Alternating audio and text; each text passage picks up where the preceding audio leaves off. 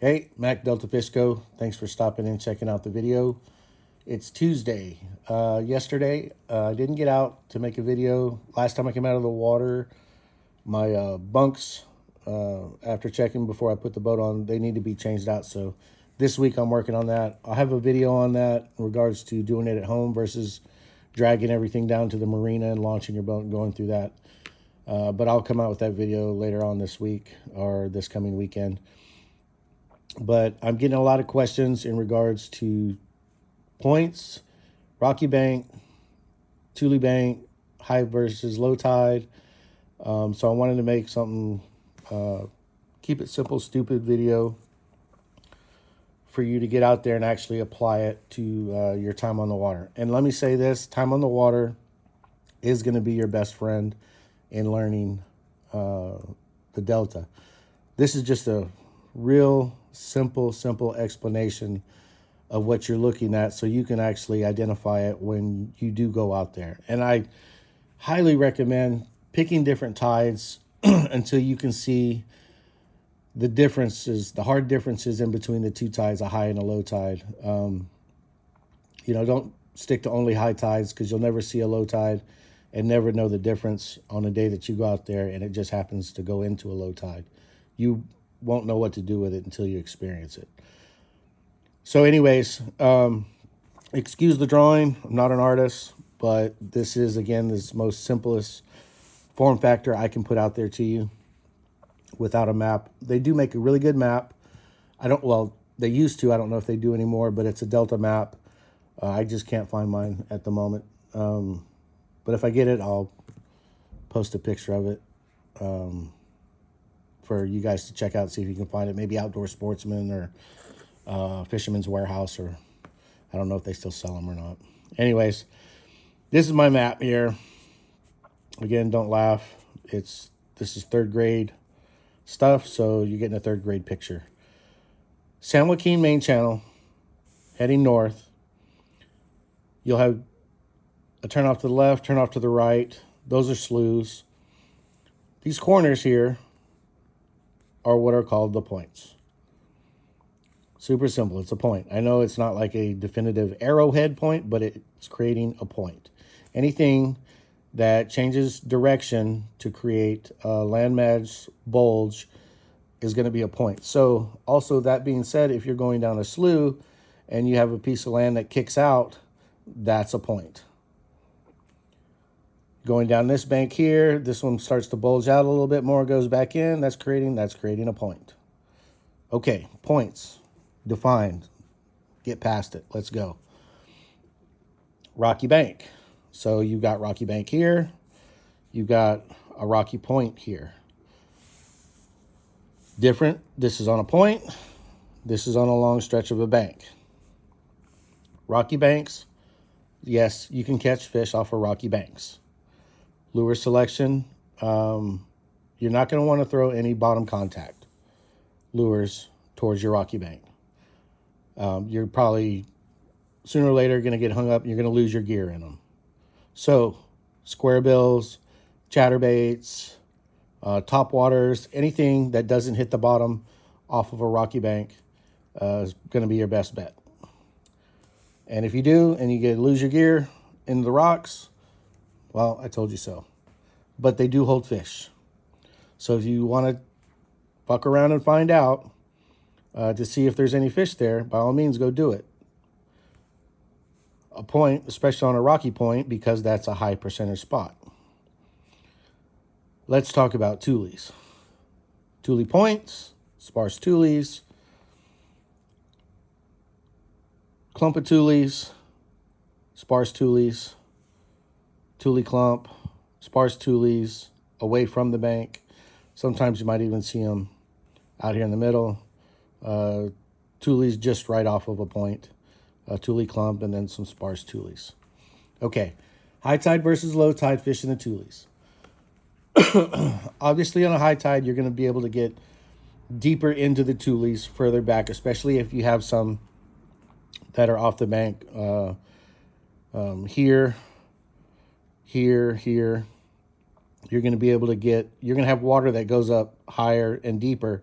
so you can fish further back in here. And the bass will go on a higher tide, will tend to move into the deeper parts of those tulles to get in there and chase bait fish around. So on a high tide, fish as far back as you can. You're going to want to throw top waters on your deeper tulle clumps, more dense tulle clumps. Throw your Senkos back in here. You can throw spinner back in here on the front side. You can get away with any of your other lures. So square bills on the front, chatterbaits on the front, and then your more weedless towards the back. And out here, your sparse tulles that are off the bank but have more water in between the sparse tulle and the bank. Throwing something back there that you can pull out that's weedless, spinnerbait, and let's say Senko or topwater, frog. You want to throw as close to the bank as you can on a high tide. Same thing out on your points.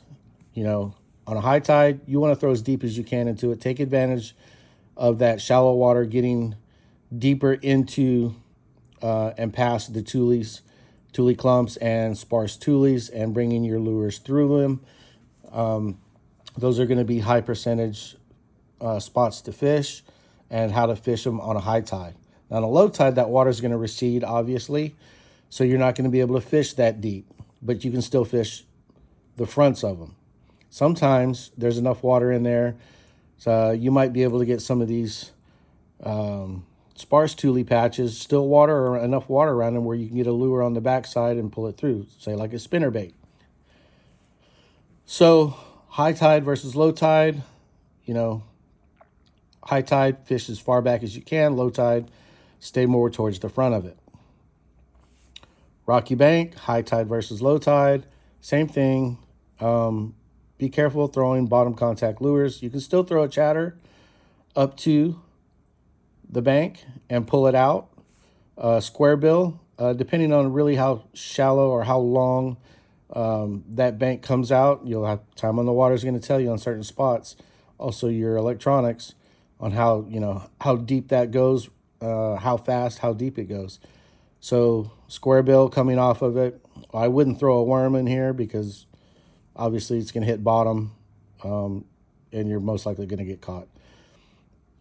But high tide versus low tide, it's just on how deep back you're trying to get into those tulles, right? So as you see the difference as you're out there, on a high tide, you're going to be able to get it way, way back into there in some of these spots in these spaces close to the tulles. A frog way back here versus on a high tide throwing it up here. I'm going to throw it way deeper back here towards the bank. On a low tide, I'm probably going to keep it more out to the front. So that is just a simplified way of fishing the vegetation, tulle versus rocky bank, on the points versus off the points, clumps versus sparse tulles. You're always trying to get through them and be able to come through that vegetation as best you can.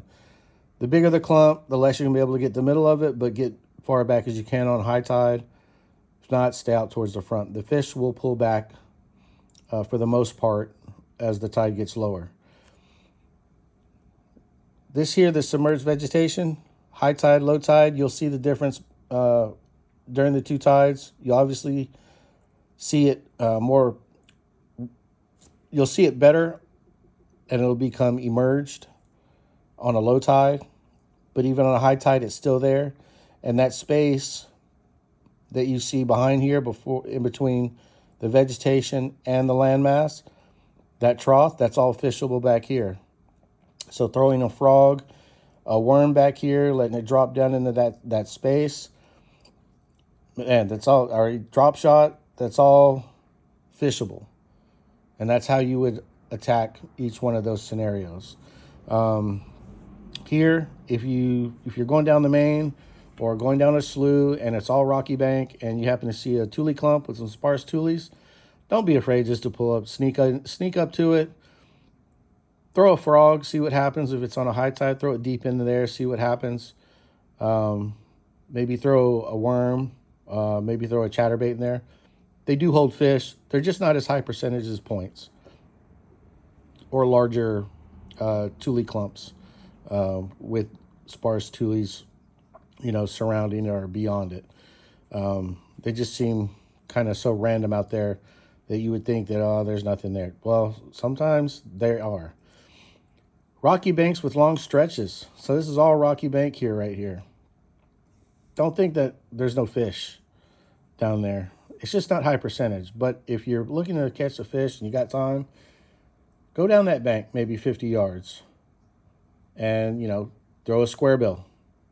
Throw a chatter down there. Be careful, but throw a jerkbait off of the rocky bank. You might have fish that have pulled back out here. You might be able to attract them and get a bite out of them. They do hold fish.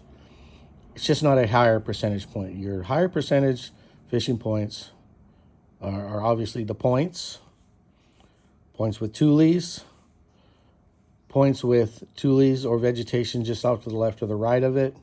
As you go down, big, large clumps of tulles and sparse tulle areas. Sometimes, again, out here they might have a tulle island out in the middle. Fish all the way around it, fish through it. And those are going to be your higher percentage points, is always getting into the tulles.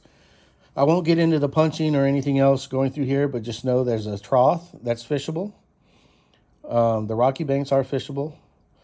Obviously, your points, your tulles, those are all fishable. Your sparse tulles in the middle of nowhere, they will have fish. You can fish those and your rocky banks. High tide versus low tide depends on how deep you're going to throw that lure in here. Low tide, you're going to want to fish the outer parts of the deeper side of that tulle. On a high tide, you're going to want to try to get as far back as you can into them. Simple as that.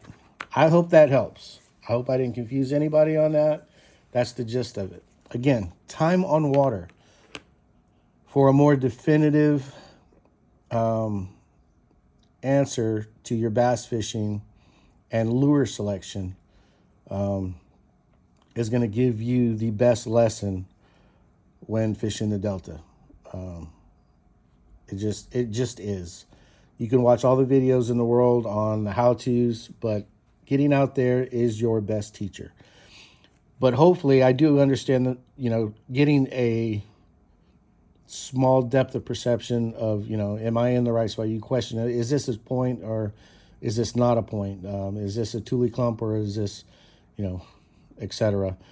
I get that. So that's all I'm trying to do is just give you a baseline of what is what, how to start to attack it, but the rest of it's going to be on you and your time in the water and really dissecting each one of these things out. Fishing a troth. At first it can seem like, hey, this is not going to be a mess. I'm going to be digging grass out of my line the whole day. Not necessarily true. But you also have to come to an understanding this is a grass fishery, a tidal grass fishery at that. So, pulling up grass on your lure often is sometimes just the price you got to pay. That's how the Delta is fished. Anyways, I really do hope this helps. And other than taking you out on your boat with me or me going with you and really pointing this stuff out, I don't know if I can explain it any better than that. Anyways, all right, that's my juice for today. And like I said, I'll have a video coming out more towards the end of the week or weekend on getting these bunks changed out. Super simple. And a long-term, I've got actually a long-term option for you to decide on if you don't want to do this every 2-3 years, whatever. So look out for that video coming out next. All right, Mac, Delta Fishco. Thanks for stopping in and checking out the video. Give it a thumbs up if you liked it. Subscribe. Talk to you later.